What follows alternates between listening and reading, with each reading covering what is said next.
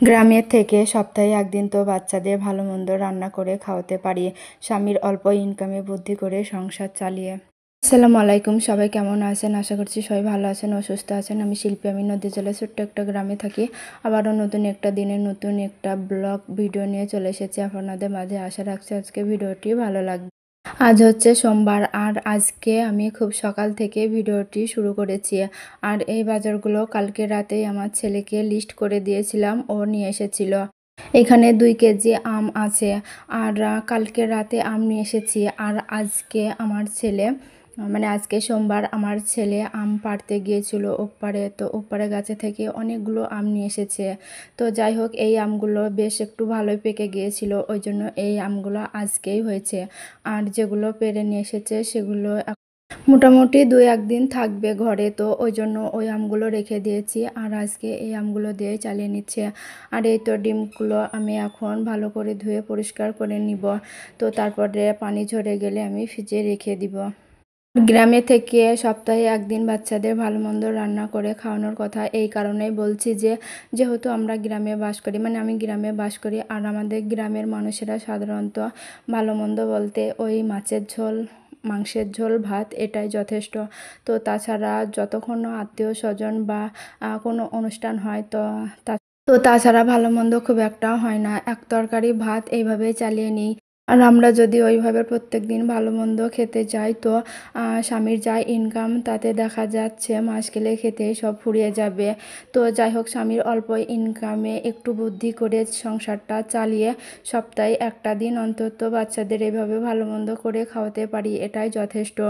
তো যাই হোক, এখন আমি বানাবো চালের রুটি। তো চালের রুটির জন্য আমি 1 গ্লাস পানি নিয়েছি। পানিটা ভালো করে ফুটিয়ে আসলে আটাগুলো দিয়ে আমি ভালো করে একটা খামির বানিয়ে নিব। আমি জানি আপনারা যারা শহরে থাকেন হয়তো ভাববেন এটা আবার ভালো মন্দ হলো।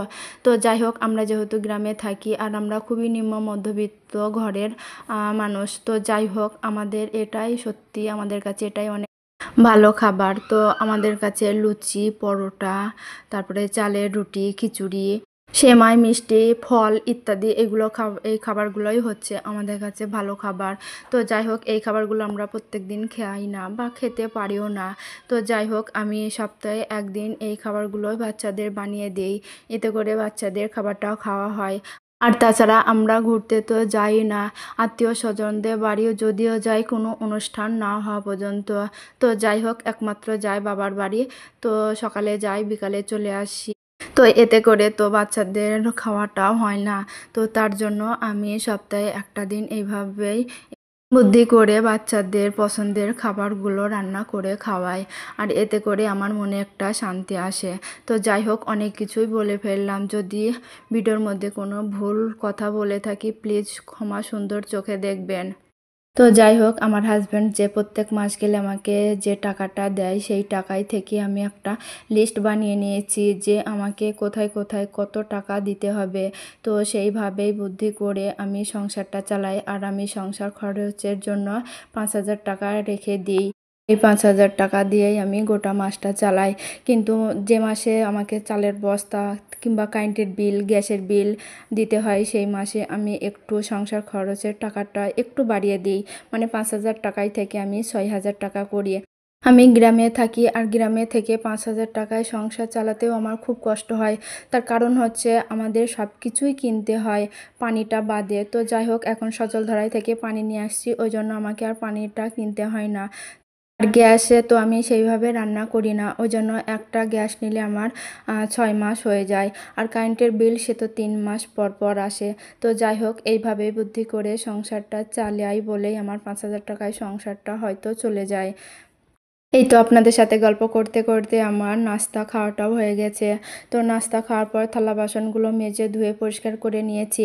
দুপুরে রান্না করার জন্য সব কেটে কুটে পরিষ্কার করে নিয়েছি। তো যাই হোক, আমি মাটির চুলাতে রান্না করব ভেবেছিলাম, তো ওই জন্য আমি মাটির চুলাতে গিয়েছিলাম। তো মাটির চুলায় আমি কাঁঠালের তরকারিটা করেছি আর মাছগুলো ভেজে নিয়েছি। রান্না করতে বসে বাইরে আবার বৃষ্টি হচ্ছে দেখে ছাদে কাপড় মেলা ছিল, তো সেগুলো তুলতে গিয়ে আমি ভিজে গিয়েছিলাম। যাই হোক, মাটির চুলায় আমি ভাতটা বসিয়ে দিয়েছিলাম। তো ভাতটা হতে হতে আমি গোসলটা সেরে নিয়েছি। তো যাই হোক, গোসল সেরে আমি রান্না দুটো এখন গ্যাসের চুলায় করব, তাই দুটো চুলায় আমি দুটো রান্না বসিয়ে দিয়েছি। তো একদিকে আমি রান্না করছি মাছের ঝোল, আর একদিকে আমি রান্না করছি কাঁঠালের আঁটি দিয়ে চিংড়ি মাছ দিয়ে ওলের ডাঁটি। তো যাই হোক, আমি ওলের ডাঁটির জন্য এখানে কড়াইতে তেল দিয়ে পেঁয়াজ টমেটো দিয়ে একটু ভাজা ভাজা করে নিচ্ছি। তারপরে আদা বাটা দিয়ে দিচ্ছি, আর আদা বাটা দিয়ে আবারও একটু নাড়াচাড়া করে নিয়ে সব রকম মশলাগুলো দিয়ে একটু পানি দিয়ে ভালো করে মশলাটা কষিয়ে নিচ্ছি।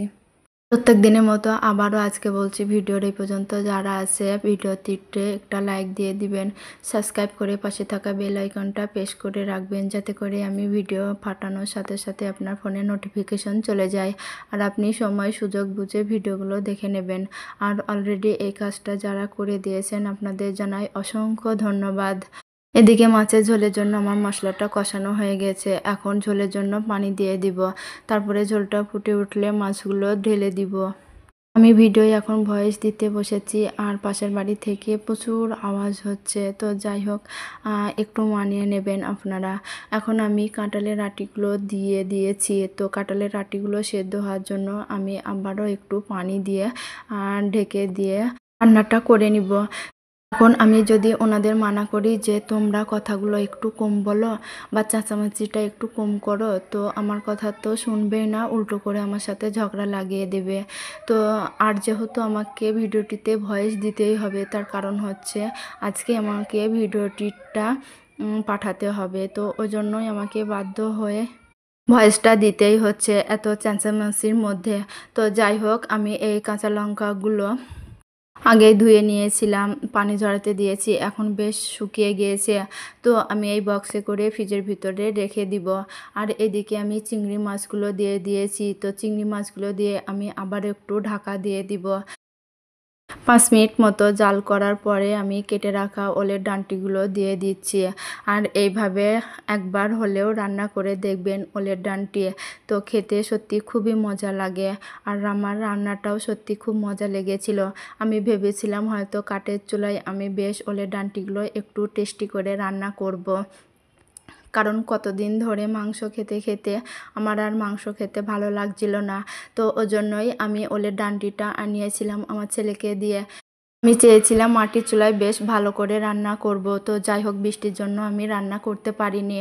তো তার জন্য আমি গ্যাসের চুলায় রান্নাটা করেছি, আর রান্নাটা সত্যি খুব ভালোই হয়েছিল খেতে।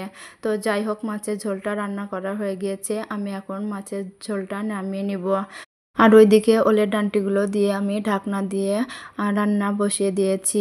আর আর এইদিকে আমি দুধটা জাল করে নিব। গ্যাসের চুলায় রান্নাটা হতে হতে আমার ঘরদোরটা আবার একবার ঝাড় দিয়ে পরিষ্কার করে নেওয়া হয়ে গিয়েছে।